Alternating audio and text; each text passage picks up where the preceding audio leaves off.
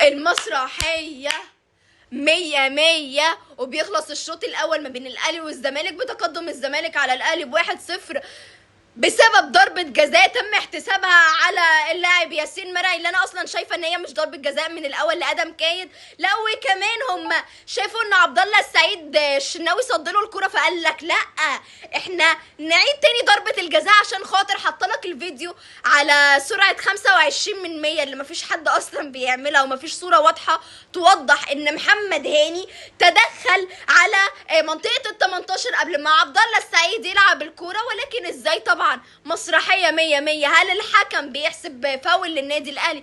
هل الحكم مثلا بيطلع انذار لصالح النادي الاهلي؟ لا طبعا. عبد الله السعيد اللي شايط تريزيجيه بدراعه، مفيش اي انذار، مفيش اي حاجة. الحكم النهارده ضد النادي الاهلي. لعيبة الاهلي مستحوذة، مستحوذة. علشان كده انا بتمنى ان شاء الله الشوط التاني مع شوية تغييرات الاهلي يعملها، زي ان هو يخرج طاهر ويخرج بن رمضان، ينزل لي اي حد مكانهم، اكيد هيبقى احسن منهم، وان شاء الله الاهلي يكسب.